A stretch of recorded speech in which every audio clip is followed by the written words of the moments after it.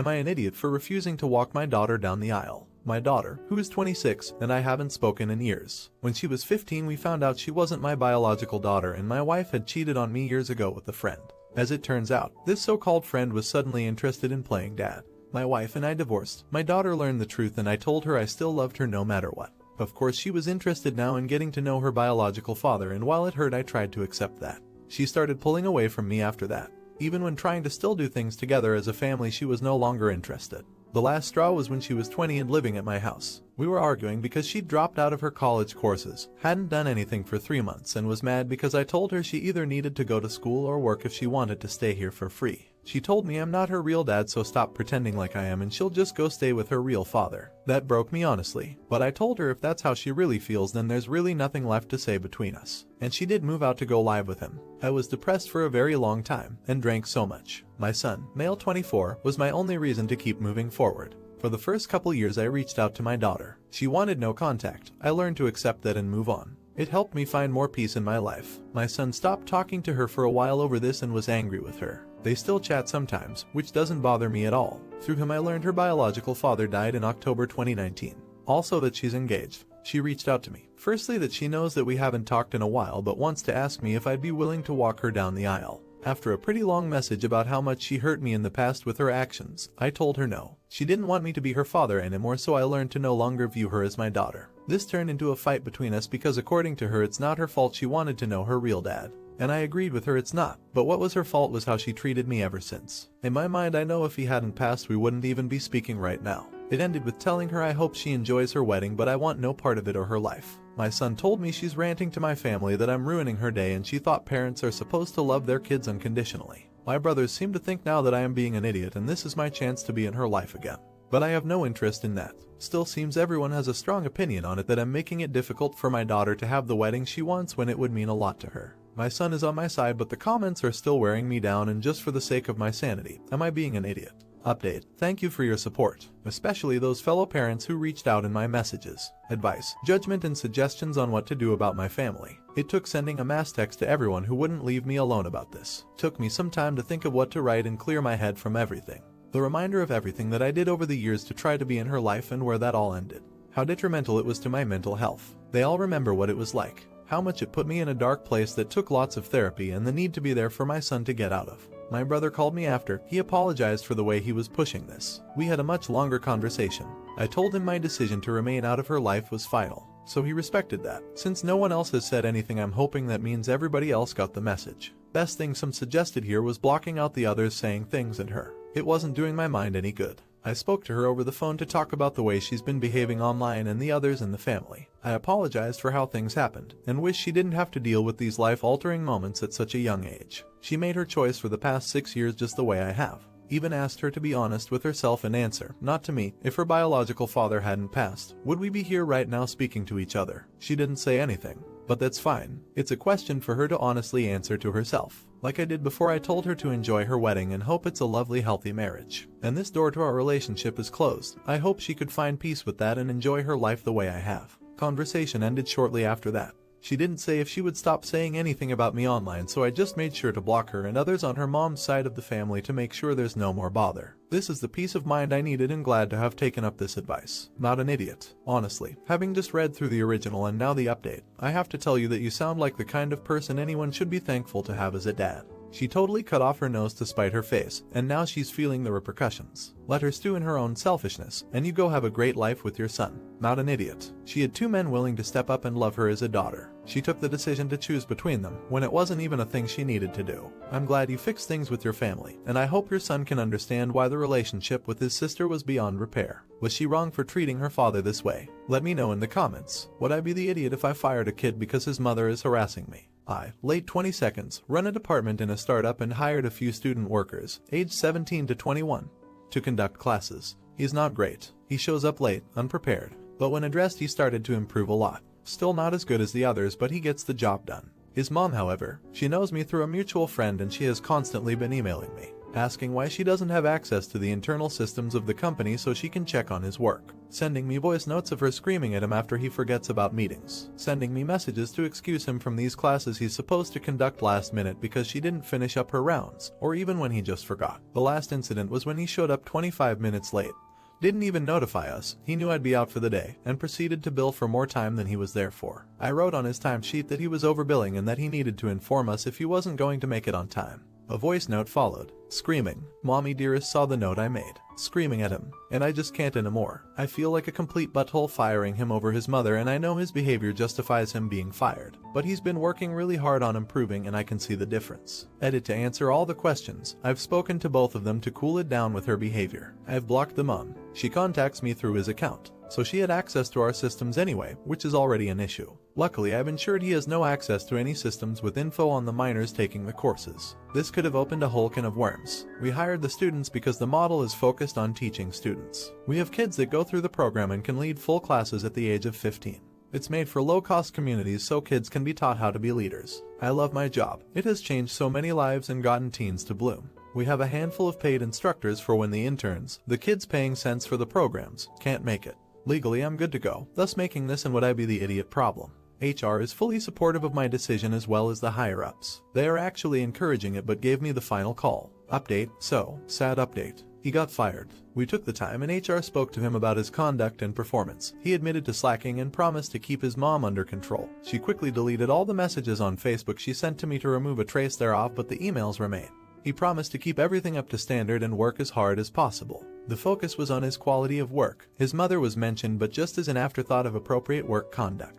He then proceeded to amaze us for a total of 5 days before going back into his old habits again and being completely useless and even aggressive towards other team members making slight mistakes. He even charged X for the amount of time for a quarter of the quality of work the other team members produce. So his 2-week probation ended after 9 days. I hope his mom never does this again, but all in all, his work ethic is what got him fired in the end. Not an idiot. Claiming you worked more than you did is wage theft. I'd have fired him the first time he did that. The other things are secondary. Not an idiot. Mom comes across a helicopter parent that probably took her piloting lessons a little late in life. She apparently didn't stick the landing with the lessons about ethics and responsibility when the kid was younger, and now she's seeing he's a bit irresponsible and trying to overcompensate. Should he have fired the kid sooner? Let me know in the comments. Now, am I the idiot for moving out against my parents' wishes? I, female 18, have several motives for moving out. 1. I have issues with my dad. He fits the bill of a narcissist. He nitpicks minor details, controls all aspects of my life, friends, relationships, screen time.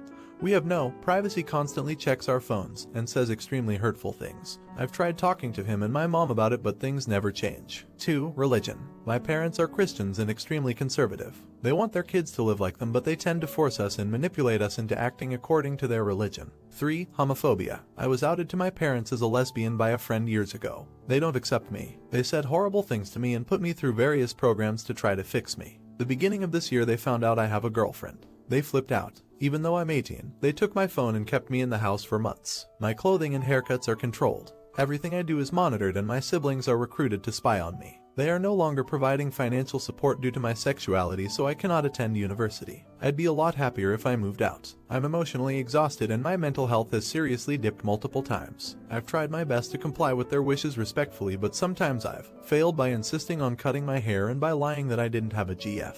Even though I haven't been allowed to see my GF, we've managed to stay in contact. She has offered to let me move into her flat with her. It's on her parents' property and they said they would support me financially until I'm on my feet. I was going to just tell my parents on the day I left, but I realized I'd be an idiot. So I told them. I explained that obviously we were having issues and listed basic motives and that it will probably benefit everyone in the end.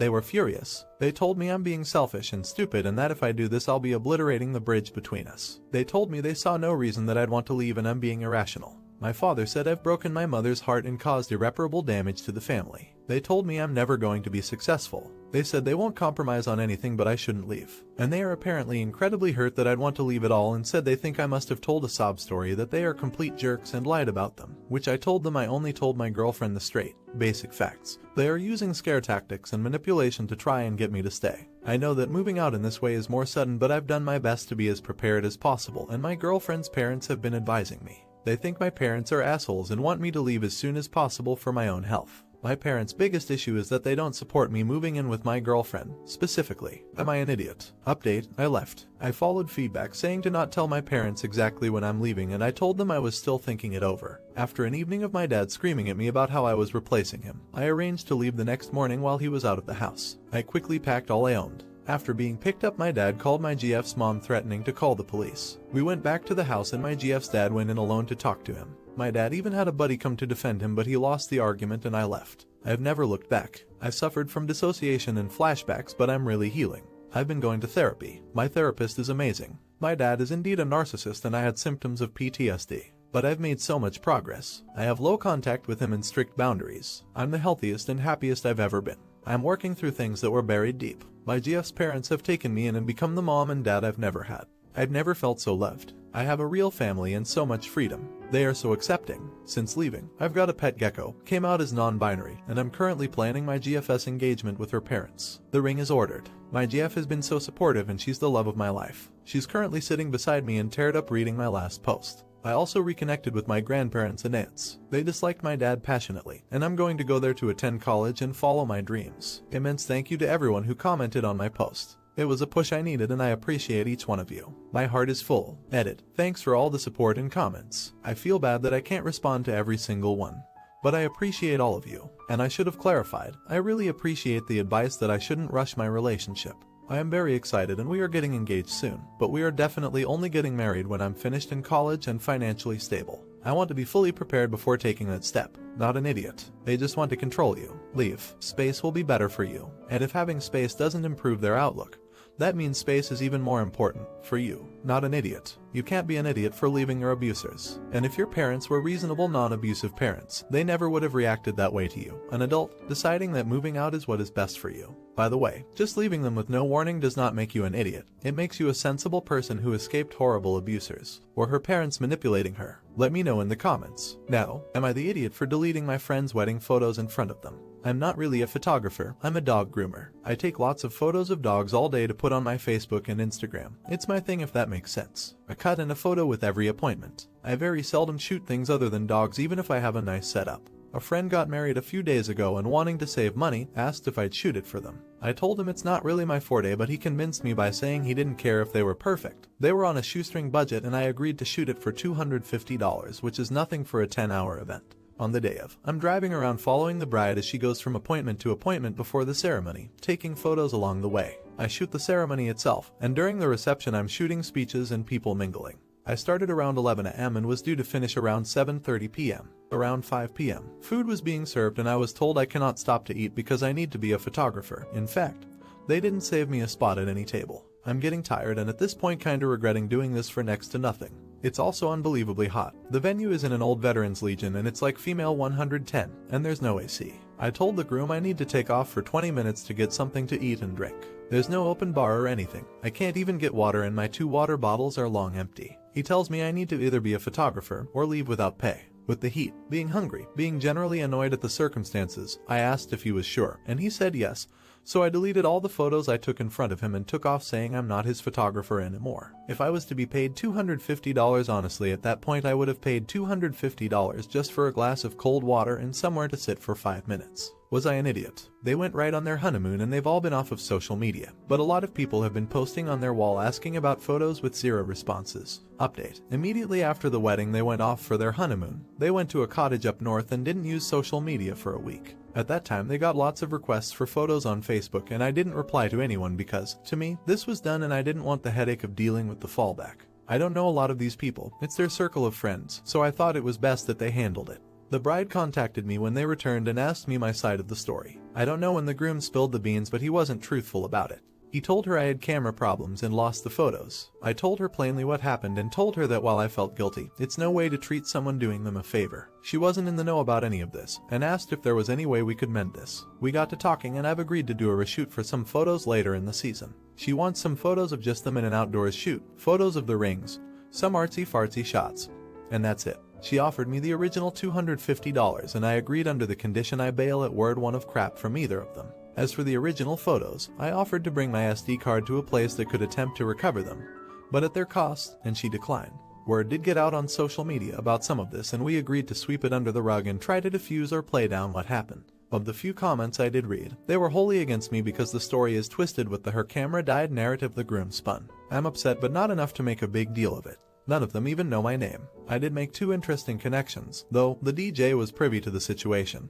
He was the person I vented to originally, and he asked if I'd shoot their band at an upcoming event. Additionally, the minister asked if I'd like to shoot some promotional images of his church and choir. Not sure if I'm cut out for anything but pet stuff, but it's nice to have got something out of this ordeal at least. Not an idiot. But what are you doing? I'm going to be the Debbie Downer here. You basically worked many hours at the wedding, did not get a break or any food, and didn't get paid when the groom caused problems. Now you're going to work again for them, for the $250 that was too little before.